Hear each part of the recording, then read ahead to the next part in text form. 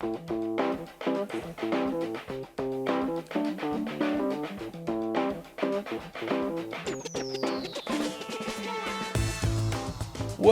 to Rob and Blakey's commentary box, loud and clear on Welsh football. We're brought to you with the valued support of the journalism and media courses at the University of South Wales Atrium campus. My name's Rob Phillips.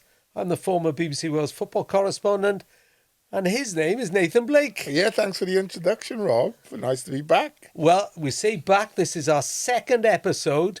Where were you for the first? If you missed the first, it's still available.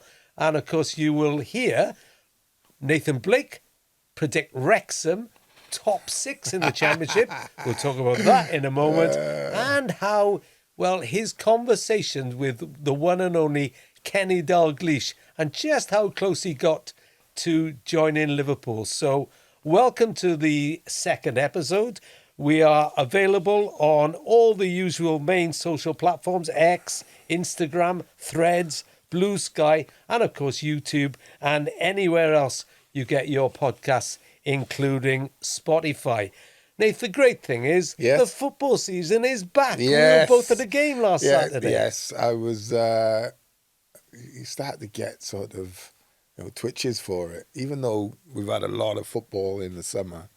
I watch the cricket. I don't mind the cricket, but and the tennis has been okay. But there's nothing like the football, mate. It's been. I haven't watched the summer series though. I was just a bit too much watching Premier League teams go up against each other when the Premier League is starting in a couple of weeks. It's just not for me. So I've been more of EFL.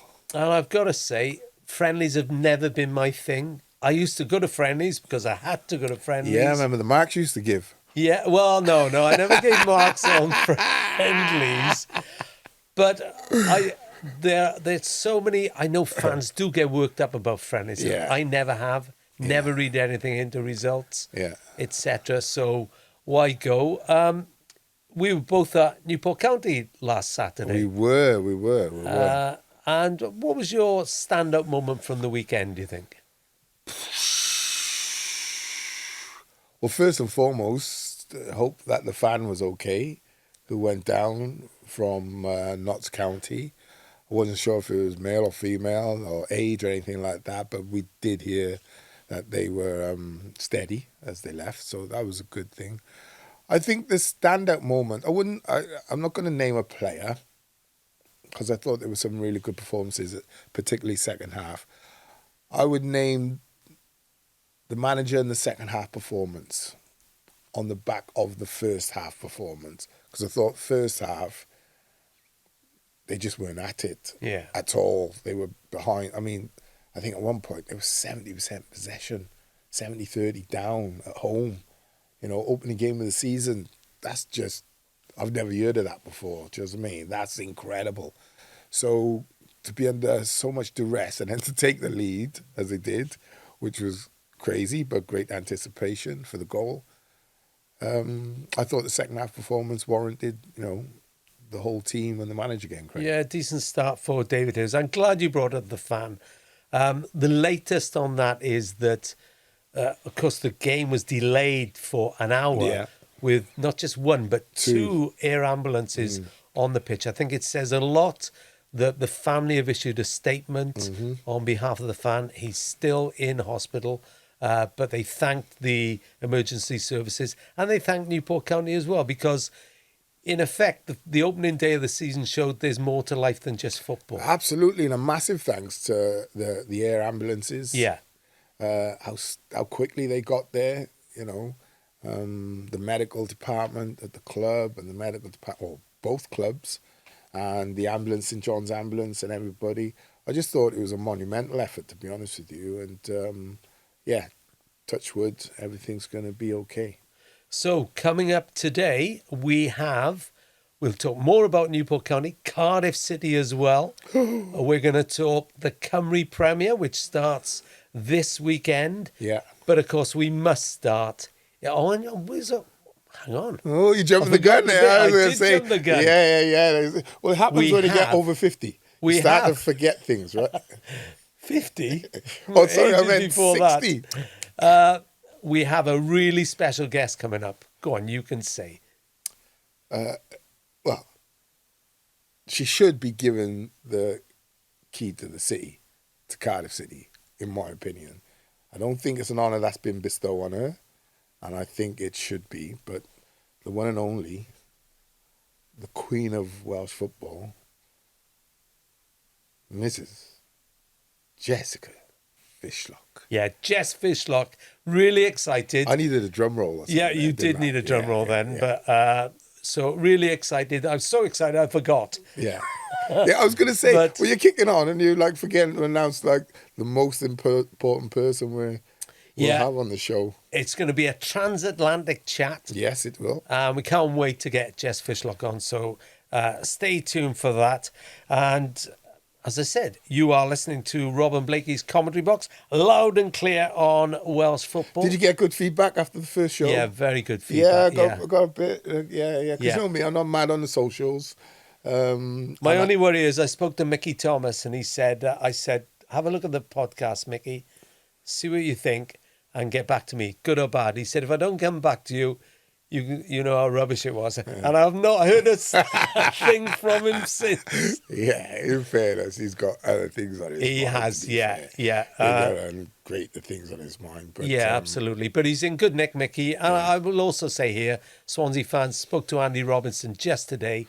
He's much better. I didn't know. Was. You just told me I'll give him a ring after this. I will.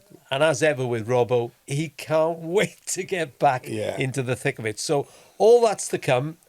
We are here with the support of the University of South Wales's Atrium campus and the support of their journalism and media courses.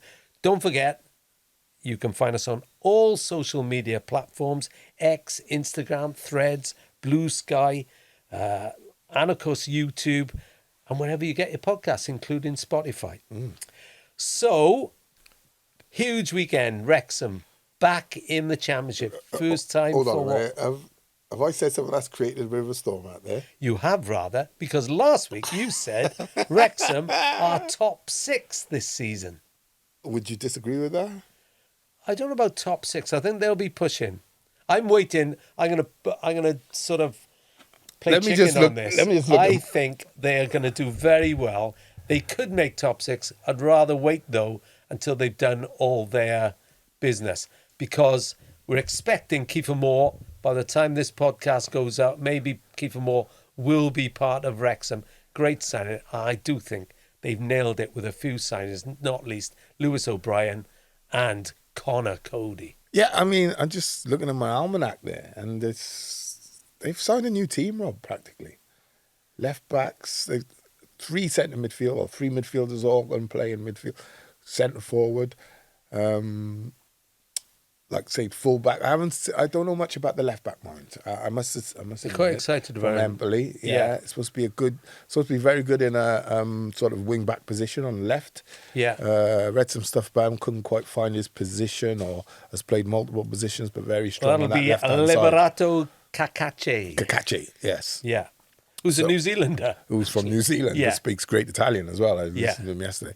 So I look at, like, you've got to make.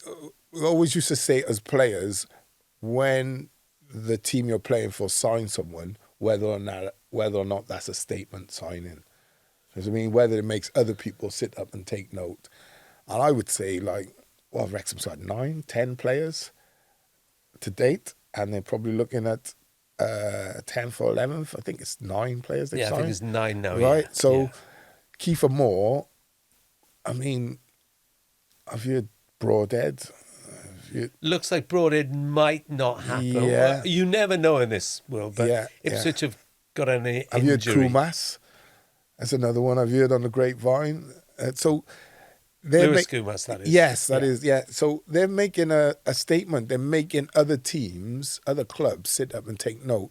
And I think most people would accept, well, they, just on the signings they're making and they've made, I think they're going to be, I've said top 6, right? Because I think once you get on this roll of confidence thing, and yes, you have got players who will change, but I think their squad is like so much stronger than last year. They've made really good, intelligent signings. I think Connor Cody, that experience, still a good centre half, speaks well, brilliant in the dressing room. You know, things like that help galvanise the squad. I think they've. It's hard to be critical of anything they've done so far. Phil Parkinson's got a lot of players on his books now, though. Hasn't Yeah, he? but he's ruthless. That's what I love about him, right? Nothing's bigger than the club. Those I know. Some fans are going, "Oh, you know, Mullin. We're sad to see him go," and other players. But that's football, Rob. It moves on so quickly. Do you know what I mean? There's very rarely you see players, even back in the day, who'd spend 10 years at the club and get a testimonial. They're rare occasions. But, you know, I think Phil Parkinson, his ultimate goal, his ultimate drive is the club and promotion. You know, Fletcher, they've released and places like people like that, and, you know, talk of, like I say, another player coming in on top. I just don't love strikers, Phil Parkinson, doesn't yeah, he? yeah. And I've always thought and no club can have too many strikers. well, listen, in my era, Man United used to carry 4 all the time. Yeah. Right? And I think they won 13 titles in, 25 seasons. So, you know, there's something, there's clearly, and the greatest manager ever, swore by 4 strikers. So I would say there's something in that, yeah. I think the interesting thing is going to be, or one of the interesting elements at Wrexham is going to be Danny Ward. Okonkwo, I think will hold his place down. do you? Because Yeah. I've always... Yeah. He did really well last season, but I've always had a slight doubt about him. Do you know why? In my opinion, my humble opinion, is his distribution is better with his feet. His distribution, his ping is like unreal. But if you're Danny Ward, are you going to go to Wrexham? Yes, he started at Wrexham. It clearly means a lot to him. But he wants to keep a Wales place as well. He's lost out on the number 1 spot, hasn't he, for Wales. So, because of Carl Darlow. But surely if he's playing championship football regularly, and that will have come into his thinking, because why wouldn't he? Carl Darlow is not guaranteed a starting place at Leeds United. He were in the championship and he didn't start regular. And he's had opportunities, or he started regular in the championship, but he's had opportunities to go out on loan and what have you as well. So I think as a player, you relish the challenge. Okonkwo and Danny will both be vying for that number 1 spot. Whoever gets it first dibs is like, in you go. But, it could change literally in a second with an injury or anything like that. But I think Okonkwo is difficult to shift then as the club number 1. Listen, they might be thinking Danny's more experienced at this level. But, I would probably go with them starting with Okonkwo. If they don't, then they don't. But, they've got... It's a great decision. Well, you've got a fantastic keeper as your number 2, whichever way you go. Yeah. I think the start is going to be really important for Wrexham.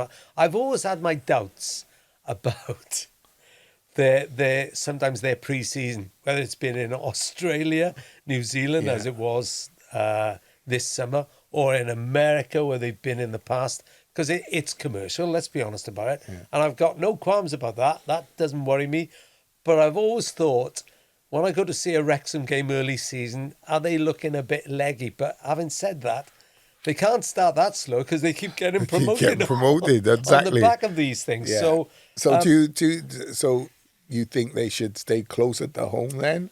Do you think that would affect their beginning? If I said that, people would just say, hold on, Rob, they've been promoted the last 3 years. And not just that, it's like there's other clubs who travel all around the world. Yeah, they do. Some of them do it in the middle of the season, Christmas time. Yeah. I mean, I think it's down to the individual as well. Some players travel well and can get off a flight and start playing, but there's others who, like myself, if I get off a long flight, then I'm no good for about a week. Where's the furthest you went in a pre-season? Pre-season, I don't know. Furthest I went end of season was Australia, Sheffield United. Right. End of season tour. How are you the next season? Fine. Yeah, but you have 6 weeks to get over. Yeah, well, you used to have longer than that in them days. But like the games over in Australia, I think we played Perth the first game. I may as well have been still on the flight. I scored, but I was like woeful. Oh, yeah. And the lad who was marking me. Well, I've seen you woeful plenty of times. Dougie Hodgson. Dougie Dougie Hodgson was the centre half who ended up at. I think he ended up playing for Palace as well. So I think we're both pretty optimistic about Wrexham, aren't we? I am, yeah. They've just got this. Why momentum. Wouldn't you? That's my thing. Why wouldn't you be? Yeah. So far they've done.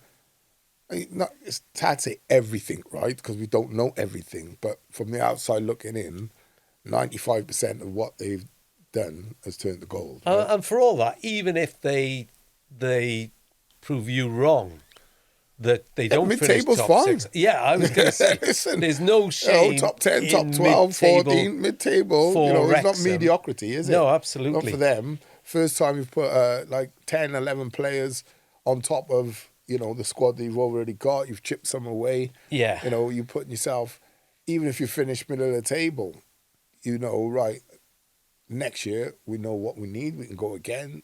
Our budget is fine. We know what worked, what hasn't worked, who to, slice off the end and who to bring in. Listen, I just think you mentioned the word momentum, and they're on a roll. Yeah. So I think we're both pretty optimistic. They start on Saturday at Southampton. Who knows what they're going to be like? Well, Southampton's still got a good squad. They've maintained a lot. If they lose Dibley this week? Yeah, but, there's always someone else to come in, I would say. Yeah. He's a good player, don't get me wrong. It's a tough... He'd be a loss to most teams in the Championship. It is a tough start, isn't it? It is a tough start. But it's a great place to go and make a statement. That's how I would look at it. Let's go down here now and make a statement, right? If we can come away with 3 points, or mentally tell yourself you're going to come away with 3 points, go down there, really put a performance in, and come back, Yeah, I think, lastly on Wrexham, two things really. One, they will fill stadiums wherever they go. They will be really welcome. There's a bit of jealousy and bitterness towards them because of their... Well, from other fans, it's all about the money, where it isn't all about the money. But they get a profile beyond the Championship. Let me just say, every club is all about the money who's at the top. Yeah, but they get a profile because of their owners that is well beyond Championship. So, but they will. St Mary's is already a seller because Wrexham are taking 3,000 odd down there. Yeah. And the one thing we do remain to see is what happens when they have a bad spell, because they've hardly had a bad spell for years. Yeah, what do you think? Well, I think they've got a good enough manager to cope with that. Yeah. And he will. And what I like he about... flies straight, doesn't he? He doesn't go... He does.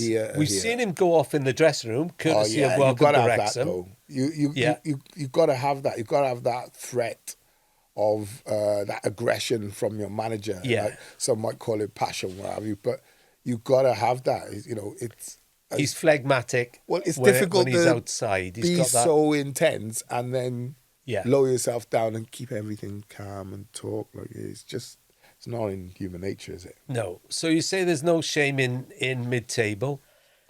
No, I think they'll be top 6. Okay, yeah, no, I'll stick with said it. that. I'll stick there. And if they finish 8th, I'll allow you that. That's probably the lowest I think they'll finish. 2 places either way. I'll give you my prediction. That's the lowest they'll finish, I say. What 8th. Do you think? 8th. Well, I really find it hard to say. I'm not sitting on the fence. I'm not... That's what you said to me last week about Cardiff, by the way. Okay, well, I'm not, because I'm waiting for... a few games. Yeah. I'm waiting for the end of the transfer window. Oh, okay. Because who knows who they will sign. Yeah, but just on the basis of what they've got. I think they're upper mid-table. Okay. And maybe going for playoffs. It wouldn't surprise me. They'll be in the playoff race for a long time. Yeah, they're contenders. Yes, playoff absolutely. contenders. Okay. So you've come down from 6th. No, I'll stick with 6. Okay. I'll stick with 6. 6 to 8. Worst case scenario. Okay, yeah, all right. Yeah. Man, he's like tiring me up. I'm talking of mid-table. It could be the right word for Swansea City, because they tend to finish Yeah. in that mid-table zone. Yeah. What about this season? New manager, Alan Sheehan, who sort of got the job on the back of a really good run when he was a caretaker Yeah. last season. Yeah. They've made a few signings as well. I don't know what to think about Swansea City. They're missing at the moment Ben Cabango and they signed Ricardo Santos, the centre Bolton, half. the lad from Bolton. From Bolton. And I do think Cabango's form last season was the best he's played in a Swansea shirt. I love Giancarlo Franco in midfield. Yeah.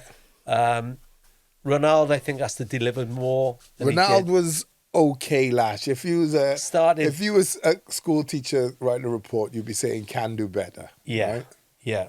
And should do better. We talked last week about Richard Kone coming in. That doesn't look like it's going to happen. As if it's happening now. Neither does it look as if Ollie McBurney. Well, I think they need to get a striker, and I read in between the lines and reading some of the stuff. It looks like they're still in the hunt for. So it's probably going to spring a surprise over the next day or two with a signing. That wouldn't surprise me at all. Yeah. But they do need a striker.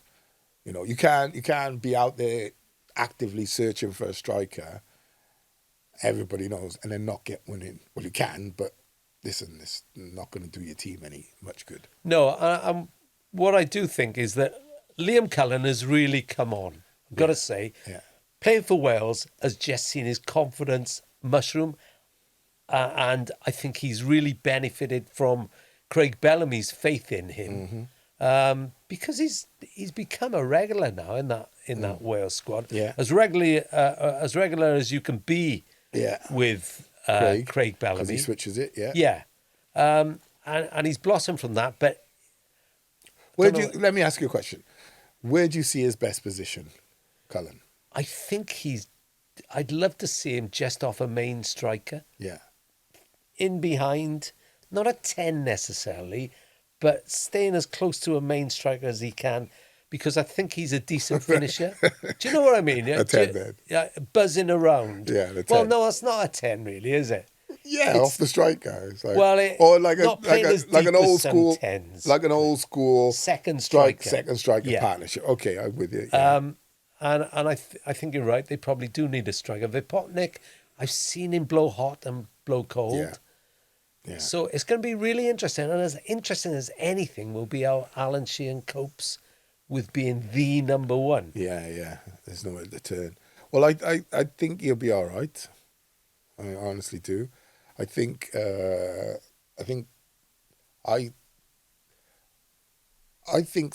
team like Swansea, anything can happen. So let me use sort of Cardiff. Sorry, Jack fans, but let me use Cardiff as an example. Last season, where you look at the squad of players and you think, and this is what I believe the ownership thought, we've got too many good players to go down. Like cardinal sin, right? Because culture, character, these are the things. Like if the culture in the dressing room ain't great, that will affect your results. If certain players don't want to show certain levels of character, that will affect your results. So my point I'm making for Alan Sheehan is if he can get a few results and get the squad on a roll, it's going to be early days, but you could be in December, January, and around about 12th or 13th, right? And win a couple of games that maybe unexpectedly away from home, 1 or 2, and then get like 3 on the bounce. And that can just deliver a level of confidence where players start looking around and going, right, we got half a chance here. And all of a sudden you've gone 6 or 7 games unbeaten, you've won 4 or 5, and you just start to grow and develop. And that's kind of the consistency and the secret sort of formula everybody's looking for, because it's not just about, oh, I buy this player, that works. It doesn't. That player then has to fit in, find friendship, home, school for the kids, this, that, and the other, culture, what's the dressing room like, am I liked, do I like certain people, blah, blah, blah. All these things then fit in. And then you've got to go out and then deliver results. And once you start delivering results and winning, it breeds a confidence that you almost go out there feeling untouchable. And teams are slightly beaten before you get there. I experienced at Bolton. we go to places and teams think, oh gosh, Yeah. how many are we going to lose by? Yeah. Can we keep it down to 3? It's just. So my point is, Swansea have the players that could end up in the top 6, top 8 with confidence. But if they have this kind of up-down season, a couple of results here, a couple of results there, a couple of losses here, then they'll probably finish there, 10th to 14th. And they got a really good keeper in Vigouroux. Yeah. But I like Sheehan. I really want him to do well. I really want Sheehan to do well because I know him from a kid, and I like it when people are proved wrong. Then those are saying, "Oh, you got no experience." I'm like, yeah, that's a silly argument, but okay, if that's what you want to chuck his table. So I hope he does really well. Yeah, and an intriguing start for them at Middlesbrough. Because we got a Middlesbrough fan, our technician. Matty, Matt, I want to pick your brains here. Is a Middlesbrough fan, and I think even he is a little bit concerned in that, what I've seen of Rob Edwards' sides in the past, gets promotion, did a brilliant job at Luton, but the Welshman Rob Edwards, I don't see him playing a Middlesbrough type game that Michael Carrick played. You don't? Explain. In that Carrick, if anything, was guilty of too many passes, too many... the times I went to Middlesbrough and saw them dominate possession without getting the results that they probably deserved. Yeah. And what I recall of Luton, maybe I'm a little bit unfair on Luton, but it was pretty direct. Matthew? I am a little bit worried, not going to lie. Okay. We haven't signed too many players, which was a bit of a worry for the Middlesbrough fans. Just on Rob Edwards. Yes? No? Do you know what? Middlesbrough fans have bought into him because of his passion, and he basically says all the right things in the media, but whether that translates on the pitch, I'm not sure, because this Middlesbrough team is far different to how Luton are. But you can already see he's looking to play maybe a 3-5-2 like Luton used to. Okay. And I'm not sure we have the team for that. We shall see. But, I've seen... Thanks for the contribution, Matty. Yeah. Not often to get a Middlesbrough fan in noises Wales. from above. First Middlesbrough fan in Wales ever. Yeah, so Middlesbrough is going to be a really interesting test. I was there last year when Swansea opened at Middlesbrough. Yeah. It's, deja vu It's a all difficult over place again. to go, though, regardless. It is, yeah. Do you know what I mean? And listen, I kind of understand the points you're making. I think if you're asking me, like Luton, for instance, I think the season they got up to the Premier League, they should have pre-season, that should have been their transition into more football then.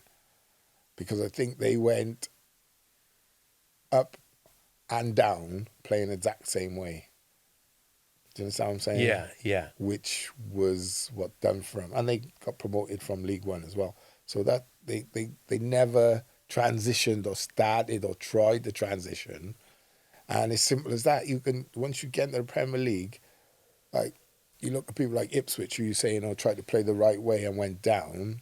But the sooner you can transition your club to that more footballing base style of play, the better you'll be. Yeah, so as I say, it's going to be really intriguing to see what happens on Saturday and beyond. I know Swansea got Sheffield Wednesday pretty early on. Yeah. Let's hope Sheffield Wednesday are there for the absolutely. game. And yeah, it's the Championship, as Dave Jones, old manager of yours at Wolves, but when he was at Cardiff, always said the Championship is the hardest division of all to get out of. I slightly disagree with that because I still think the National League is the most difficult because of the daft promotion there. Why are you shaking your head now? Give me, I think the Championship is the hardest league, possibly in the world, because of the pressures that come with it. I remember being at Bolton. Yeah, but I remember three go up. I remember being Yeah, but I remember being at Bolton One go up automatically from the National League. and one in the playoffs, yeah? Yeah. Yeah. So tell me how having 3 places available is harder than having 2. Well, because one, you're playing against a better caliber of player. 2, you're playing against a better standard of club. You've got 3 teams that come down from the world's best league. Yeah, not necessarily those 3 teams that went up in that league. And you've got teams in there which are traditionally huge clubs. Sheffield United, the oldest club in the Football League. Massive club. Sheffield Wednesday, massive club. Norwich, big club. You know, Swansea, big club. Wrexham, big club. You know, Blackburn, massive club. Bristol City, massive club. Okay, you've made your point, even though you're wrong. So it's easier. I would say it's easier to go and play and score goals in the National League and 2 teams get out of there than it is to go in the Championship and play against world-class players sometimes, not all the time, but very high caliber of player then, and get promoted. When there's so many teams that can get promoted. Okay, well, we'll agree to differ on that. And as you know, we do disagree on things quite a lot. Yeah, And that's why yeah. they call it the commentary box. It's Rob and Blakey's commentary box, loud and clear on Welsh football, not always in unison, it's fair to say. And we're recording at the University of South Wales Atrium campus with the support of the journalism and media courses. Don't forget, look out for us on all the usual main social media platforms, X, Instagram, Threads, Blue Sky, and of course YouTube, and anywhere else you get your podcasts, including Spotify. So this breaks his heart every time I say this. Where are you going to go with this now? What? Now to the lower divisions.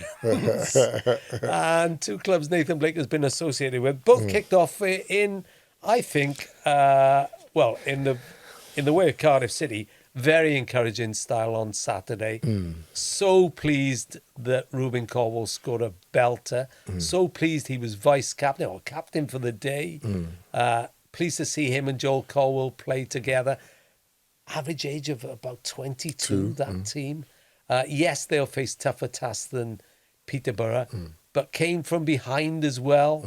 Wasn't a lot to dislike about that Cardiff performance, was there? No, I quite like the style that BBM is trying to implement. I really do. I would say, mind, I'd like to see a rap battle between Snoop and BBM. Because BBM can rap, boy. He can rap. So I'd like to see that one day. But no, I like the style they're trying to adopt. I like the youth. Though you know me, Rob, I'll always say you do need your experienced players in there. Yeah. You know, but I like the fact that they had a style that was more in tune with what I know Cardiff fans will want. It wasn't overpassing or passing for passing's sake. I think when we were talking earlier and you were speaking about, you know, teams or a team that pass the ball too much.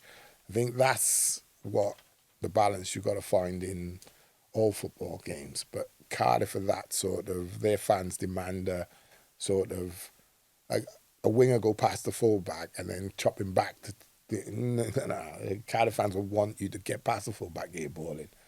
You know, don't come inside and look for this and that and that. You know, unless it's on. They're very sort of up at, straightforward, but they still want to see you keep the ball, good football, cut teams apart. But it's a high tempo then. It is. They don't slow the game. The Cardiff fans don't want you to slow the game down. Do you know what I mean? If you're 4-0 up, they'll slow it down and they'll hooray. But in general, they like to see up front foot football. Yeah. Yeah. 50, 60, 70% possession and, you know, the rest is skill, high intensity, you know.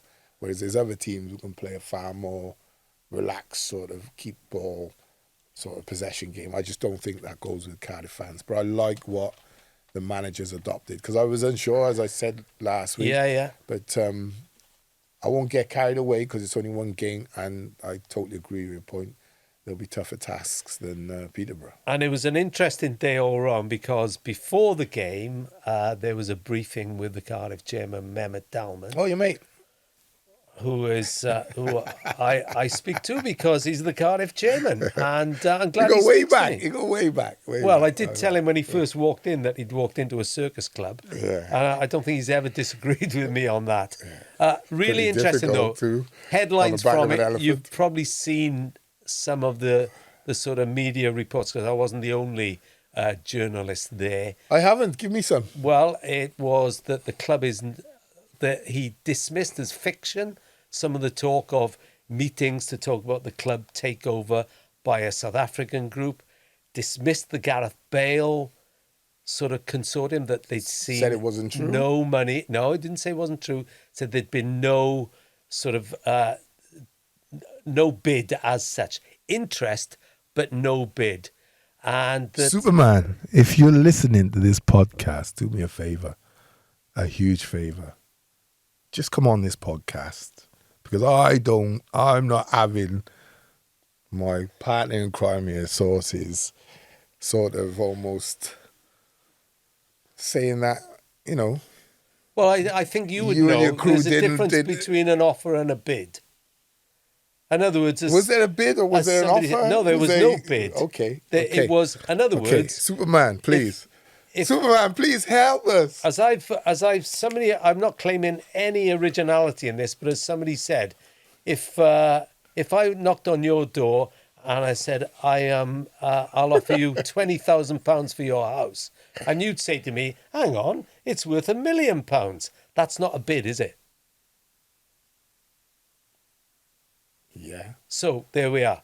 No, but okay, so if someone, But if I I think knocked that- on your door and your house was worth £1 million and I offered you 100 grand for it, and you knew in the next 2 days or 4 days I'm going to be, struggling for cash, would you take it?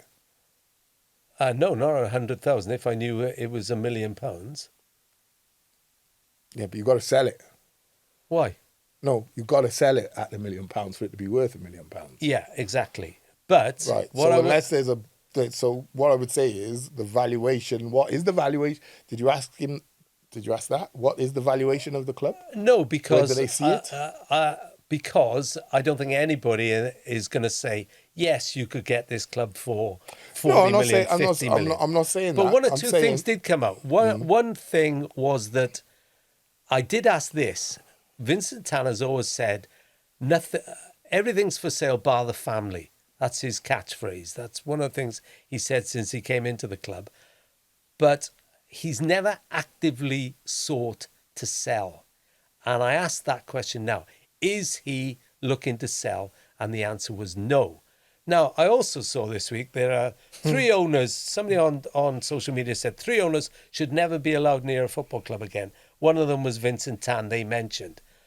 My response to that is, and I'm not an apologist for You Vincent are Tan. an apologist. No, I'm You're not. about to right there. Drum roll, please. I'm about to Here say he goes. that the one thing they have with Vincent Tan is somebody who's putting money in every month. Mm-hmm. So they've not been like Sheffield Wednesday. They've not been like other clubs like Cardiff were. I remember Peter Risdale saying at one stage they were 24 hours from going to a game, not wondering whether they'd survive the next 2 days. I literally don't understand your point. My point being is that he's made terrible mistakes as an owner, but Right.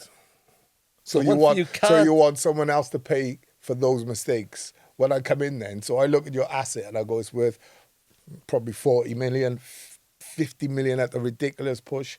Well, maybe you would sell for that. Maybe you would sell. And sorry, how much did you put in? 250. Okay, so I tell you what, because I'm a nice guy and your asset's only worth 40 million, what I'll do, I'll pay you for the mistakes you've made as well. So here's another 50 million on top. So here's 100 million then. That's not going to happen either, Rob. You've just admitted he's made mistakes, has, and but- those have been financial and cost you a lot of money. But Yeah. you can't then expect someone else to pay you for those but mistakes. who's saying that? Well, because you're saying it's not worth what, it's worth more than what. I don't know Has how been much valued. it's worth. But if he's not actively looking to sell, Yeah. I was sceptical about the Bale stuff. Not because I don't think Gareth Bale has got people behind him who could probably come up with the money, but I don't think you go in the media first and say, I've made this offer. How do you know he? No, how there do you is know? still- Whoa, let me defend first. How do you know that was what they done first? Well, How do you know the offer wasn't made and then they went Oh, into well, the that's media? it. Okay, well then, surely a lot of deals are done when nobody knows. Yeah, someone always knows. I So would say. the score at the moment, as I understand it from the briefing, is that there are interested parties in Cardiff City. He's not looking to actively sell. There's one interested party that nobody knows about, but they are sort of, have made their interest known. Nothing's happened yet. The other interesting thing to come out of it was that, well, two interesting things really, that Vincent Town would take his debt with him. In other words, turn the debt into equity. Because you said to me last week, why should I pay this for a club when it's got a debt of 100 million or whatever? Well, he would turn that debt into equity. Oh, thanks. Well, okay, but it's, It's your debt. yeah, So but you have you to take it know with you. as well that it could be Well, no, because if I'm the buyer, I'm not going to pay you for your debt. That's what I'm saying. If you've run a debt up on your credit card, hey, it's your debt. okay, fine. The other thing, and I think this would be sort of more interest to fans, is that 3 times Mehmet Dalman was asked, will you have to sell before the end of the window? In other words, and they mentioned Salek and Callum Robinson. And every time he said, no, they are not going anywhere. Okay, well, that's a big plus for Cardiff if they can keep hold of their 2 strikers. Both, I think, will get goals.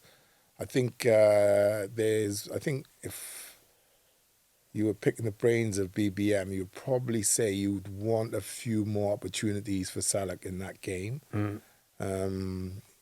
And a bit more from the flanks in getting the balls across the box because you've got a big old boy in there who can finish. So, he will get opportunities where he holds the ball up, runs and turns and hits himself, but he is the kind of striker.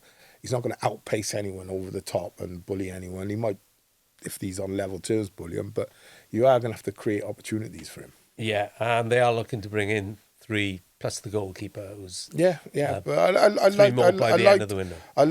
I forgot Wintle was still at the club. You forget Yeah. how many players they had on their books. It Yeah. was like carnage the amount of players they've had on their books, really and truly. But the fact that you've got a great crop of youngsters and a lot of them Welsh, I think bodes well for the Yeah, I future. You was just really- hope if they do well, the worry is then people come and start picking your assets. I was really pleased for Darren Pearce because I think that showed he's doing a decent job, bringing the youngsters through ready for Football League level. And actually, it leads us on to Newport County because the academy is clearly starting to produce. One of the academy managers from the past was David Hughes, who's walked into Newport County. Yeah. And yes, they were under the cosh for a lot of Saturday. Yeah, they were under the cosh at 45 Barnet, but they minutes. won as well. It's a Yeah, good habit to yeah, have. yeah. I think he would have taken a draw against against Notts a Notts County. County Yeah, side. absolutely. Yeah. Absolutely. I thought, they're one of the fancy teams and they look good, you have to say, for the first. Every sub was Yeah, a 1-for-1 replacement. Like for They like. like for like. But they look sharp. They look good. Should have scored. Newport taking the lead against the run of play, really and truly, you'd say. But then second half, whatever David Hughes said in the dressing room at half time clearly worked because they come out a totally different animal in the second half. Didn't concede so much possession, pressed a bit higher, were better in midfield. I didn't think they were strong enough in midfield in the first half. They were getting I over. thought Cameron Evans made a big difference when he went on as a sub in midfield. Yeah, he likes a knuckle. He does. He likes a knuckle, and I like that. Yeah. But he's got kind of that Paul Gascoigne running technique. Do you know what I mean? He's quite chunky, quite solid, socks down. And You'd be happy with that comparison. yeah, but the physicality was what was lacking, I thought, Yeah. in the first half in midfield. They were getting overrun. And once that tidal wave starts, it's really difficult to reverse it. You need a half time. So I thought how they come out second half and battled and could have won it. And, Camwa had people like that on the bench, which was a little surprising. But Still think they need a striker. yeah, I do as well. Yeah, I'd agree. Absolutely. Though Jed Garner did well to get his goal. Yeah. Didn't see too much of him otherwise. Still think they need a striker. Maybe another midfield player. We shall see. Maybe even a defender. I don't think you can have too many players at that level. But I thought it was encouraging. And maybe the most encouraging of all was Lee Jenkins, the former Haverfordwest player. Yeah. Done really well. He's my man of the match, actually. He was man of the match. You agreed with the sponsor. Yeah, I did. Yeah. It's not often that happens, is it? But I thought he was big, strong, some really important headers at times when they were really under the cosh. So, debut into league football, I thought, I like that. And he, you like a player who's got a bit of knuckle, like a bit of grit, and fight then. Well, Lee Jenkins and Kai Whitmore, both former Haverfordwest players, coming into. Well, it shows that you can scour the Welsh Premier League for players. It's like any league, though, Rob. If you're in Serie A, you could go down to the lower leagues and find an N'Golo Kante, like Leicester did a few years ago, and then he goes and wins 2 Premier League titles back to back with 2 different clubs. Extraordinary achievement. Yeah. So the players they're there, you just got to, fingers crossed, pick the right ones, because even when you buy players from maybe a league above, they don't always work out for you. Well, you are listening to Rob and Blakey's commentary box, loud and clear on Welsh football. We are brought to you with the support of the journalism and media section of the University of South Wales Atrium campus. And don't forget, you can find us on all the main social media platforms, on X, on Instagram, Threads, Blue Sky, and of course YouTube, and anywhere else you get your podcasts, including Spotify. And keep Lee Jenkins in your thoughts, because the Cymru Prem season, the Cymru League season starts this weekend. Who's going to win it? Well, that is... Right. I'm not going to be really brave by saying the New Saints, although they didn't do great in Europe this summer. Yeah. And I wondered whether last season they might be vulnerable because of the number of European fixtures they had leading up to Christmas. The first side to qualify from the domestic system to... How many they've won on the spin now? Well, they've won 17 titles altogether. And last season they did the treble with the League Cup and the Welsh Cup. I mean, great for them, but the league does have to strengthen. I mean, we watched the Premier League and it started to get a bit mundane when Man City won 4 in a row. Yeah. Right? So, it's not a criticism of anything. It's, your mate always likes to chirp up, oh, you don't speak enough about the Welsh Premier League. We're speaking about it now, but you do need... That's what we love. You're calling my mate Mike Harris. We love, I couldn't remember his name, but we love competition. Players love competition. So that's the only thing I've got that I hope improves this season is competition. And if New Saints win it again, okay, fair enough.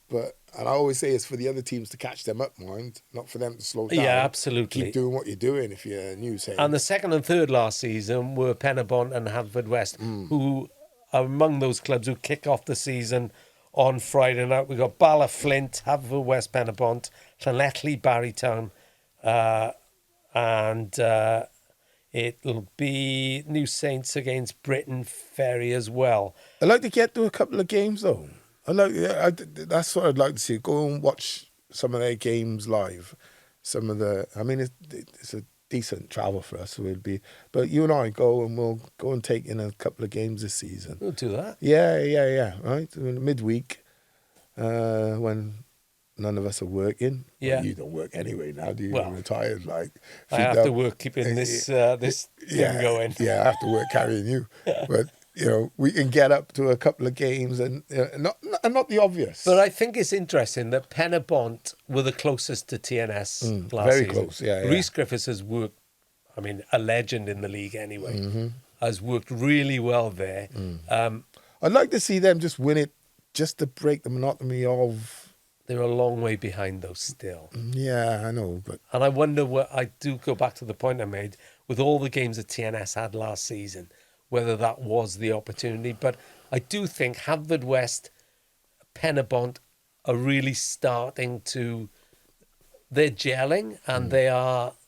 You take away. I know it sounds daft. You take away TNS and be competitive. yeah, the problem is the clubs have let TNS get too much run over too long, and that money which you get from Europe, you're then able to reintroduce into the club. It gives you. It's like having a football league club in the Welsh League because they've got so much revenue from 8 or 9 like back to back now, and they've had a couple of good runs as well now, which would have given them extra revenue. So it's for the sake of the league, I think competition is everything. So Yeah, we will do a lot more on the Cymru leagues because I think it is getting stronger.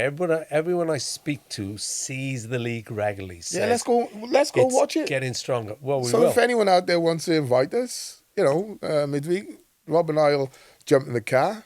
Rob loves to drive because he's a control freak. But we'll come, right? We'll come and watch games around Wales. I don't care if it's north, even if it's up north, Rob, right? Because we got that lovely place we stop on the way back, the farm shop, and get a few bits and bobs. Well, I know won't you're mention it big 'cause on it's- that. Yeah. You're big So, on the farm shop. Yeah. So, yeah, shout us out. Give us a shout, and we definitely, if invited, come and watch a few games. Yeah, I'd love to. because there is definite talent out there. And we talked about Newport County getting Lee Jenkins. They had Nathan Wood, who's now gone back to Penybont. Yeah. They've looked at that level previously. And there surely is some players out there Well, there's lots of who could. there's I talent, hesitate Rob. to say step up because Mike Harris would contend that maybe TNS are not that far away from Yeah, you'll never know. National League You'll never know. No, you It's don't like know. saying But Rangers or Celtic will be fine in the Premier League. Yeah. I always think, well, it's just an opinion. We'll never yeah, know. yeah, Because it's like it's different when you're winning every week to going in and losing every week. yeah. And I'll tell you the story that always stays with me. The late great Tony Wilcox, manager of Cumbrae, the first winners. Oh, I love Tone. of the Yeah, then- he's a great guy. Yeah. What an eye he had for Yeah. a player. What a manager he was as well. And What do you mean? At that level, you mean? Yeah. Yeah, But a great eye for talent. And what brought it home to me was I used to ring him to find out about the league because I didn't go to see too many games then. Although I did watch Cumbrae in Europe when they qualified. But I remember saying to him once, is there a player you reckon you've seen would make it in the Football League? And he said, there's a guy who's turned up at Rill who is really something. And that striker was Lee Trundle, who, has gone, went through the league, Wrexham, well, the story of Lee Trundle is well known, now a Swansea ambassador. But so it just shows not every club has got a Lee Trundle maybe, but there are players there. Yeah, absolutely. You just got to find them. And not just find them, you've got to be able to work with them. You've got to know that they can develop as well. I think if you looked at someone like Truns, you can. I think that's an obvious one. I think you'd look at Truns and think he's playing in the wrong. Well, level. it couldn't have been that obvious because Brian Flynn went for him. Nobody else did, as far as I know. I'm not saying that. You didn't listen to what I said. There's some players you look and you can see. Well, that's obvious, and he wouldn't be playing still today. For me, if it wasn't obvious, and he wouldn't have got the level he got to if it wasn't kind of obvious. This lad's at the wrong level. Yeah. Not he's going to play at that level or that level, but he's at the wrong level, clearly. So, because I'd say, like, okay, well, who else did he give you? Well, no, that was the one who I remember. Yeah. I mean, So there's not loads. It's not loaded with players who can step up to league football, but there's always rough diamonds. yeah, that's if they Definitely. want to, because you know, some clubs go into Europe a lot, and the players enjoy that. It's something that You would want it. your average Newport County player doesn't Yeah, do. but you would go. Yeah, but you know, realistically, Well, no, you're I'm just saying. No, I'm saying realistically, if you had a chance to play in the Football League or play in the Welsh Premier League, I think 99.9% of players would take the Football League. Yeah, obviously. Yeah. So, you know.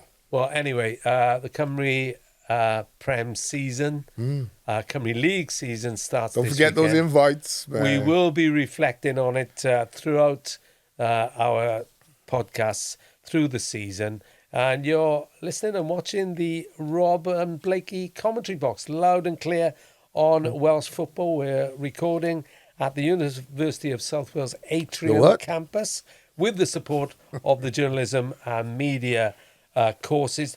Don't forget, you can find us on all the main social media platforms: X, Instagram, Threads, Blue Sky, and of course YouTube, and anywhere else you get your podcasts, including Spotify.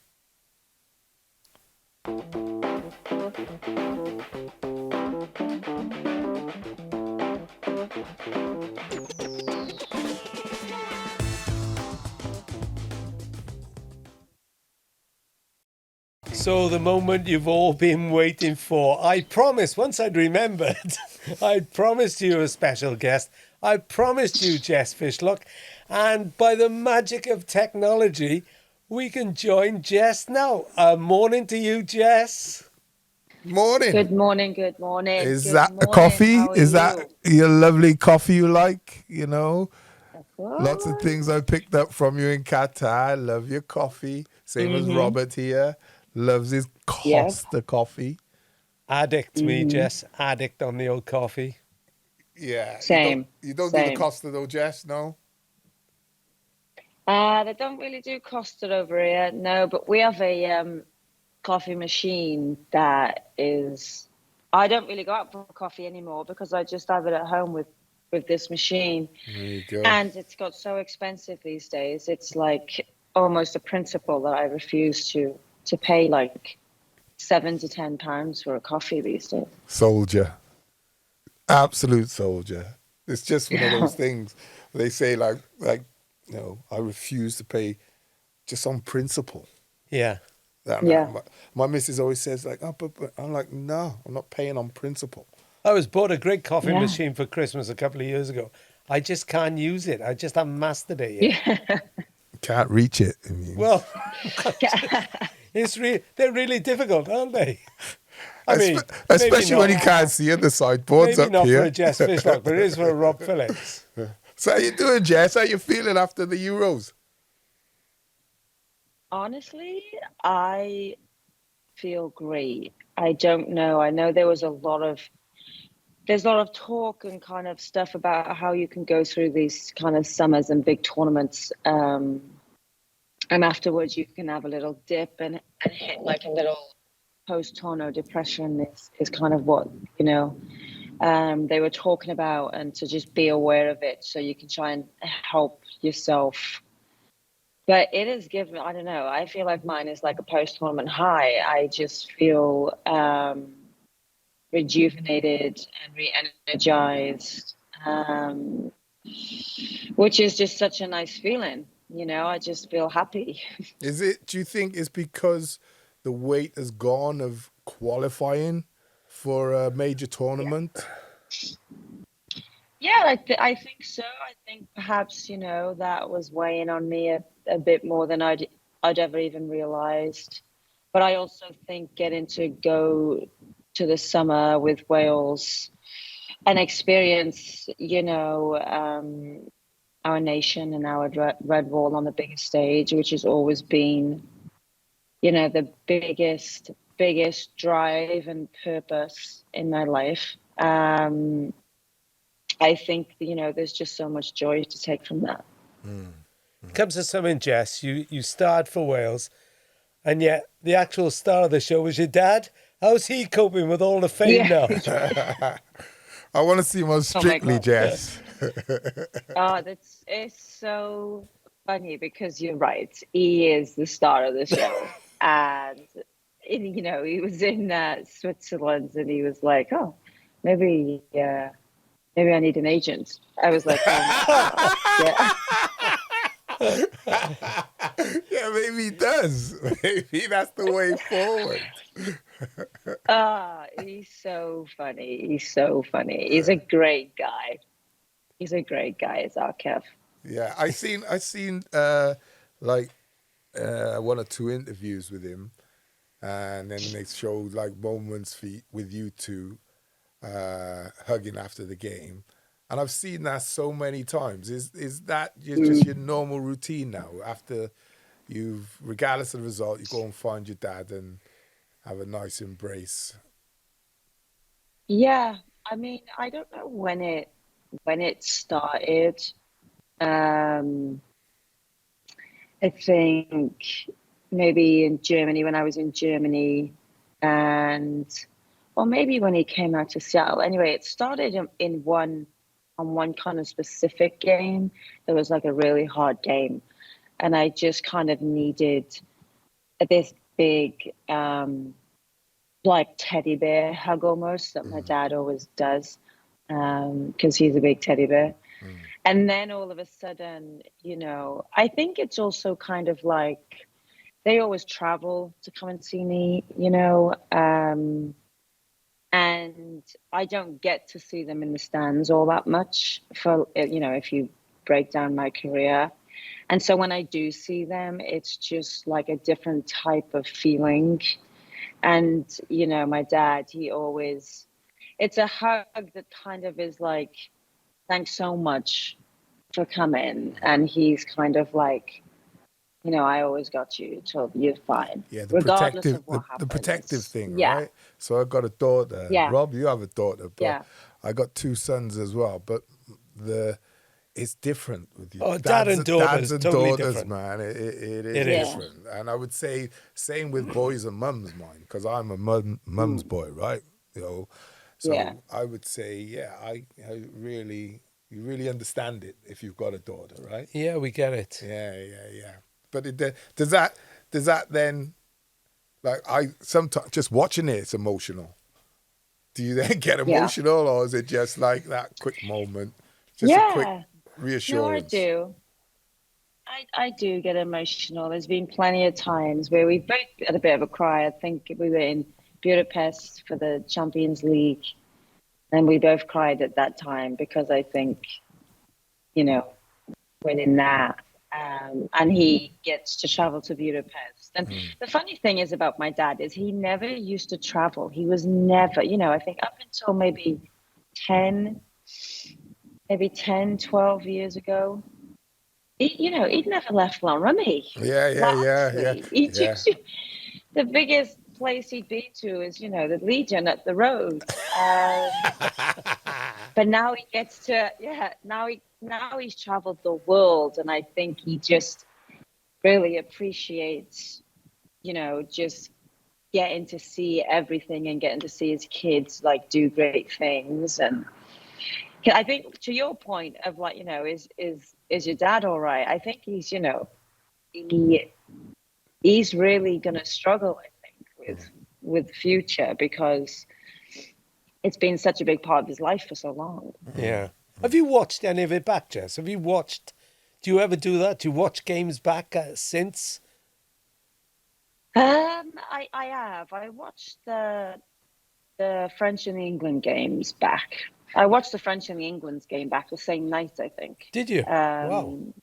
Yeah. And what I can't really sleep after games. Let me ask you like a pertinent question, Jess. Everyone, like, there's kind of a split here on, you know, whether it was more important about going to the Euros or the performances in the Euros or at the Euros. What's your feeling overall? This is going to, I think they live together, Nathan. I think that losing is a nightmare, right? You can't get out of that. You can't. I think it goes the performances and the results and understanding for the first time, I think, exactly the bridges that we have to build and the gap that we have to close. I think that sits like right there, like it is there. But then I think getting there, the fans, which were, you know, I mean, I'm in America and all everyone's talking about is Wales. I'm in America where women's football is arguably the biggest in the world. Yes. And all they're talking about is Wales. And there's the fans, how much the fans and the nation got behind us. There's getting there, there's creating all this history. And that kind of wraps around it, you know, in my view. So to be Wales's, and I thought this was fitting, by the way. So you not only get to the Euros, but then Wales's first goal scorer at the Euros. And do you know, when it was disallowed VAR, Oh, yeah. So you know me, I love to send you a text, right? I was gonna send like, Yeah. oh my days, like could it? And then obviously, when the goal is given, you like lose it. What's that feeling like, Jess? Lose it. Well, it was funny because when the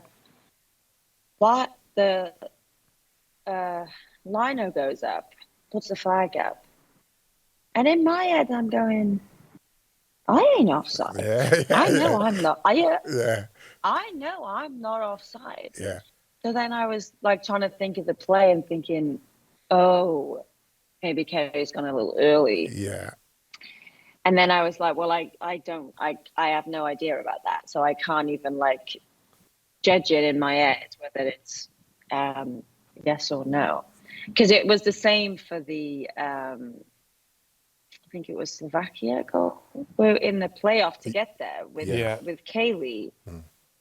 That even then I knew that it was a goal because I knew Kaylee wasn't offside.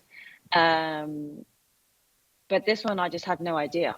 And so I was just like, well, I'm just at your mercy right now. Like these entire feelings are at your mercy. But once she kind of called it and she was nowhere near it to put her hand up or whatever. So then I was like, oh, this is a goal. Yeah. And then I just lost it. like I lost it. Yeah, lost your shit And I was like, for real. Yeah. I was like, France, you're going to have to wait a little minute whilst we as a country have a very important moment. Yeah. Can I just say, Kerry's ball from on the ground, because first of all I thought, oh, she's missed the chance, right? Yeah, and then first time, outside of the foot on the floor, it wasn't like a lucky flick, it was actually a pass to you. Oh, yeah. Meant it. Yeah. No, I felt the same way. I thought she'd missed the initial kind of first time cross behind the back line. Then obviously the defender kind of intercepted it, but it just bounced around. And then Kerry somehow, I don't know if she practices that, I don't know, but just scooped it right. Yeah, do you know when you do keepy-ups when you're on the floor? You do that, right? Yeah. It was one of them, right? Freestyling. Yeah. Freestyling. Yeah. The pass is almost as good as yours to Hannah Kane. Oh, I know. That was a different class, yeah. I think I was both of the goals actually were like part of things that we like work on, obviously, and have talked about, and you know, being dangerous in transition and kind of using our attributes and getting behind France because they held such a high line. And so I was really happy that we were able to kind of get those types of goals that were like very clear in what we had worked on for a while. So that was nice. And Hannah's finish was a great finish too, because it wasn't easy by any means. So yeah, there were two really, really great moments for us that we get to kind of keep. And it was nice for the fans too to have something to celebrate, you know. So I'm not sure if you've said anything to anybody out there, but as your boy, I'm looking for an exclusive. Okay. Please tell me that you're not hanging them up internationally, and you're going again. Yeah. This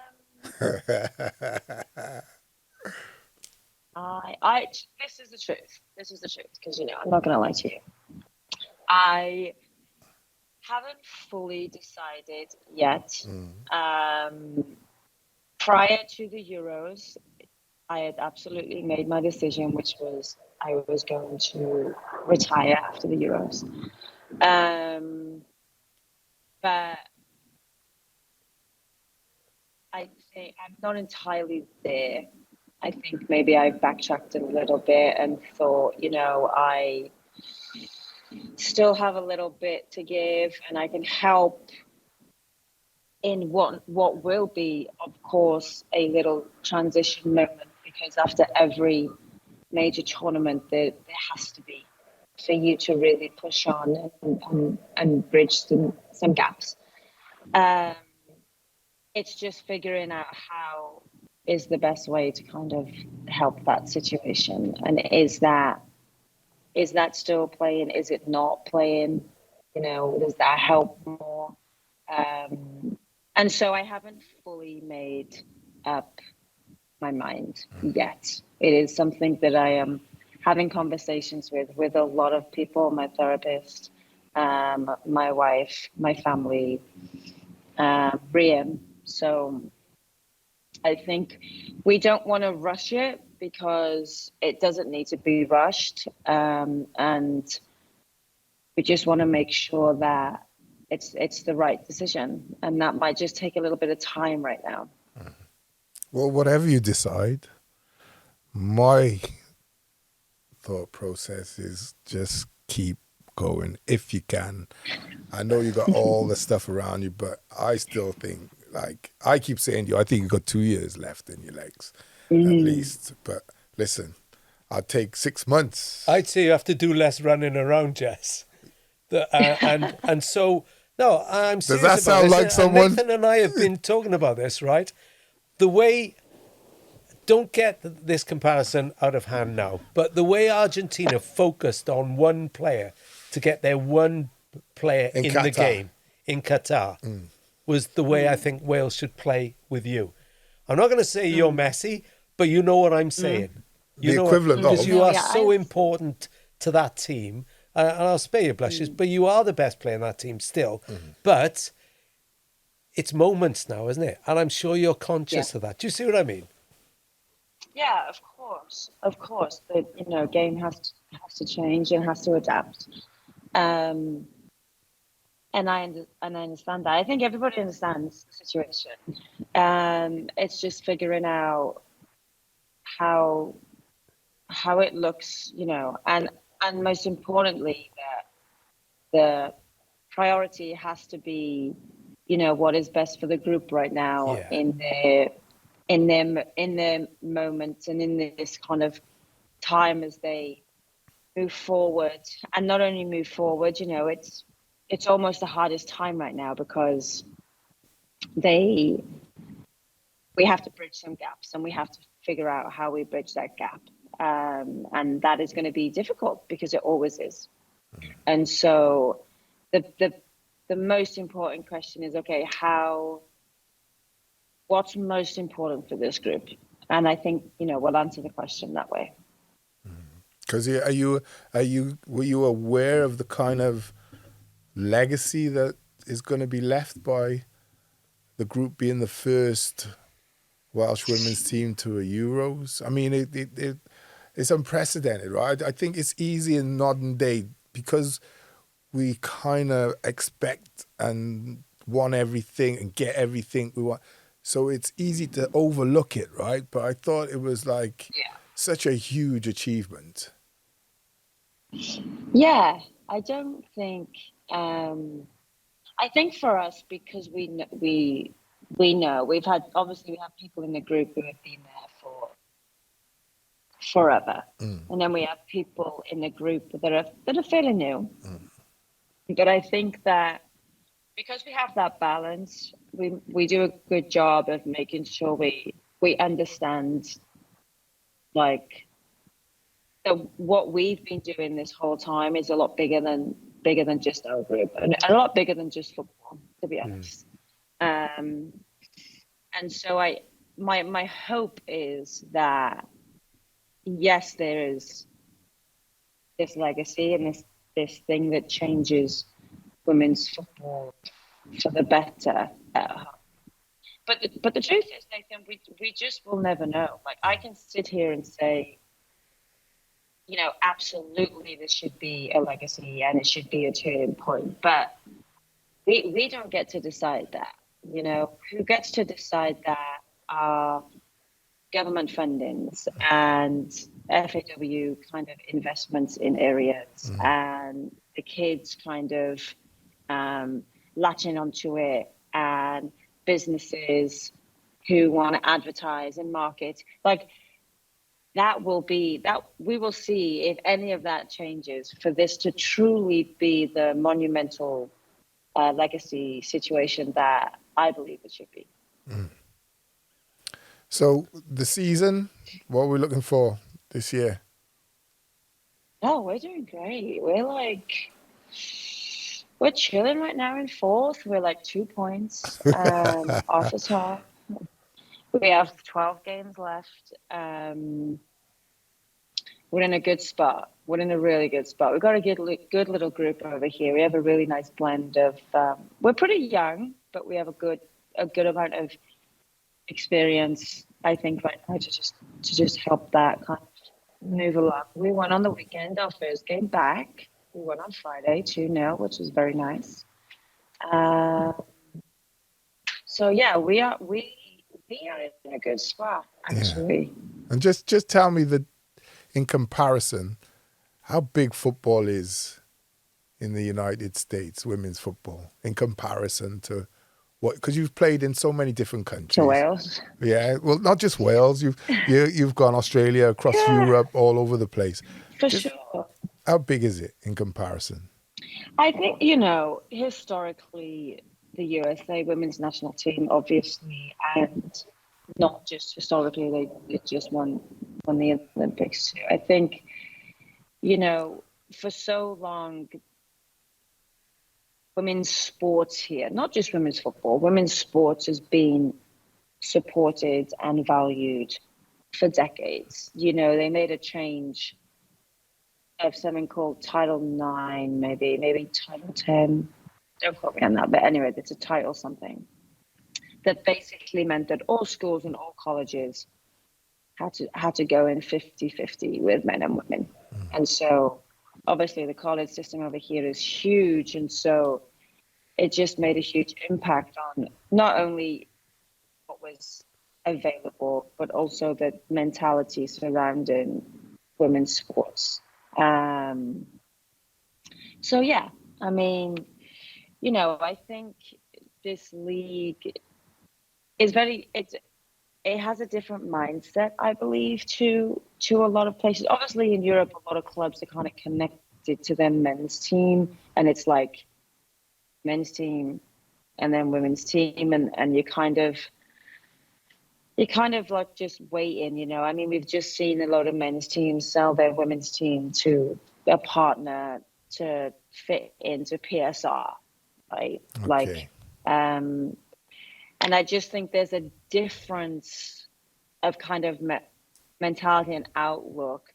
Whereas here, a lot of our teams are kind of single entity, you know, like they're building their own stadiums that are just for their women's team. And there's 25,000 in seats, like weekly. You know, I think it's just a different type. It's just a different market, I think. So when you have a different market, you can do things differently. Yeah, and you're telling us from Seattle. I bet you get asked this all the time. Is it sleepless? Not for me. You know, I can sleep anywhere. Yeah. What's it like for people who haven't been there? Oh, Seattle's beautiful. So it's a little hidden gem. I mean, the summers here are one of the most beautiful things ever, because there's loads of lake, there's loads of water, there's loads of mountains. If you're kind of outdoorsy, it's great. It's really, the air is fresh. But then you have cute little suburbs, like Ballard and Fremont and Cap Hill, which all are their own little kind of towns and cultures, like in their own right. And then you have West Seattle, where there's a little beach there. So if you kind of more or less family orientated or have dogs, everyone's in West Seattle. It's just I always say though, it's not really a place you visit like for a tourist reason. But it's a place that when you visit, you end up staying. Okay. Yeah, I was just going to say, you beat me to it then. If Seattle Tourist Company are looking for an ambassador, I think you just got yourself a And job for when you quit, Jess. Didn't they win the Super Bowl as well, Jess? Seahawks. A few, yeah. A few They won. years ago when they had, What's his name? Who done the backwards split over? Can you remember? I can't. I used to like the Seahawks when I started watching. No, I think you're on about the Eagles. Eagles, sorry. Saquon Yeah. I am. Barkley, yeah. Yeah. You're on Going about Barkley, them. yeah. Seattle Seahawks. Yeah. Well, we'll stick to football anyway, Jess. Yeah, I always get the two mixed up, Eagles and the Clearly. Seahawks. We know what we're talking about when we talk football. Just occasionally. From time to time. Well, thanks, Jess. Yeah, It's brilliant, been Jess. pleasure having you on. And you're coming back in October, aren't you? Yes. So you're going to come in October, studio with guys. us in October, yeah? Absolutely. Live and direct. Of course. Live and direct. Loving the cap Anything too. for you boys. We'll get the red carpet out for you, Jess. Don't worry about that. All right. Coffee. And it might So even be much. clean. And You coffee. never know. And coffee. Jess, thanks ever so much. Really appreciate it. Thank you. Bless you, girlfriend. Yeah, that was Thank you. Jess Fishlock on Robin Blakey's Commentary Box podcast, loud and clear on Welsh football. She was loud and clear from Seattle. Absolutely. Well, what a great first interview for us. And it wasn't an interview, really. It was just a chat. Chat amongst friends. But she is just such a star. Yeah, the guitar thing. And, we had a nice little trio there going on. Yeah, we did. I look back fondly on that. It was great. Got some great Results weren't great in Qatar when Wales were there, but we had a great time off the field, didn't we? Yeah. Don't be fooled by the no drinking rule, right? So that just about does it for this week. As I say, you've been listening to Robin Blakey's Commentary Box podcast, loud and clear on Welsh football, recorded at the University of South Wales, Atrium campus, with the support of the journalism and media courses. Look out for us on all the main social platforms, X, Instagram, Blue Sky, Threads, and of course YouTube, and anywhere else you get your podcasts, including Spotify.